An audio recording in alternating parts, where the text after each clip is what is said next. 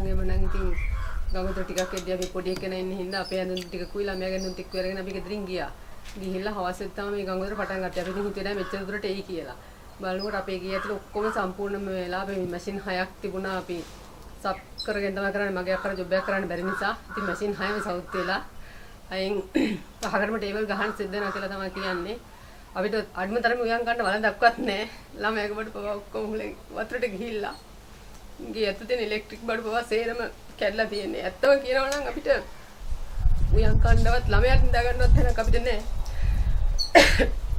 මේ බඩු මුට්ටු අපි ඉතින් ගොඩාක් දුක් මහන්සියෙන් හම්බ කරපුවා. මායි අක්කයි මෙහි කසාද වෙනල් නැහැ නංගිලා තමයි ඉන්නේ.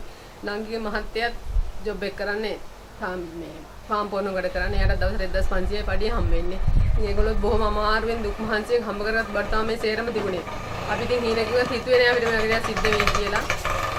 පුළුවන් ඉතින් ආය ජීවිතේ මුලින් ඉඳන් අපි පටන් ගන්න ඕන. පටන් ගන්න ඉතින් අපිට ගොඩාක් අමාරුයි. මේ මැෂින් හදන්න පවා ගොඩාක් ලොකු වියදමක් යනවා. ඉතින් එහෙම උදව්වක් කරන්න පුළුවන් කෙනෙක් ඉන්නවා නම් මේ වෙලාවේ හිටියේ අපිට ඒක ලොකු උදව්වක්.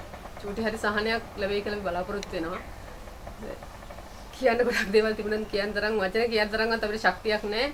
මොකද මේ වෙලාවේ ඒ තරමට අපි අසරණයි.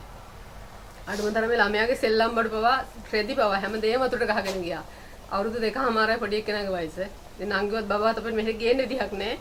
අපි දැනට ඉන්නේ අපි ඉස්සලා කුලියට හිටපු තැනක ගෙදර අක්කා කෙනෙක් අපිට කාමරයක් දුන්නා. එයා තමයි වළම් පවා එයාගේ මෙට්ට දෙයක් පවා අපිට දුන්නේ ඉඳා ගන්න. අපිට උයන්නවත් බත් කන්න පිඟානක්වත් අඩුම නැහැ. එයා තමයි සේරම දීලා අපි ඉතින් මෙහෙම කරේ. මේක ඉතින් අපි හිතපු දෙයක් නෙමෙයි.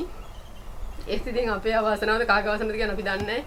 අපිට හැමදේම නැති වුණා. ආයෙත් ජීවිතේ අලුතෙන්ම අපි පටන් ගන්න ඕනේ. ඒක ඉතින් ගොඩාක් අමාරුයි. මගේ අක්කාත් අසනීපකාරයෙක්. මැෂින් 6ක් තියෙනවා. ඒ 6න් මැෂින් 5කම ටේබල් සවුත් වෙලා. ඔලොක් මැෂින් එකක් තියෙනවා. ඒකට නම් ටේබල් එකක් නොගහ වැඩ කරන්න බැරි තත්ත්වයක තමයි තියෙන්නේ. ඉතින් ඒව කරගන්න අපිට ඇත්තටම සල්ලි නැහැ. මේ දන අපි හදාගත්තෙත් අපි එදා ඉඳන් දුක් මහන්සියෙන් හම්බ කරගත්ත දේවල් සේරම යට කරලා. මෙතනින් අපිට වෙන තැනකට යන්නවත් විදිහක් නැහැ. රත්තරන් බඩු සේරම විකුණලා තමයි අපි මේකේ හදාගත්තේ. මල්ලිත් එයාගේ බයිසිකලේ විකුණලා එයා ණය වෙලත් තමයි මේකේ හදාගත්තේ. ඒ ණයත් තව ගෙවල ඉවර නැහැ. අපි දෙන්නත් මේක ණය වෙලදී ඒවත් අපිට තව ගෙවා ගන්න විදිහක් නැහැ. කවුරු හරි ඉන්නවනම් අපිට පොඩි කරලා උදව්වක් කරන්න පුළුවන්. ඒක තමයි මේ වෙලාවේ හැටියට බලාපොරොත්තු වෙන්නේ.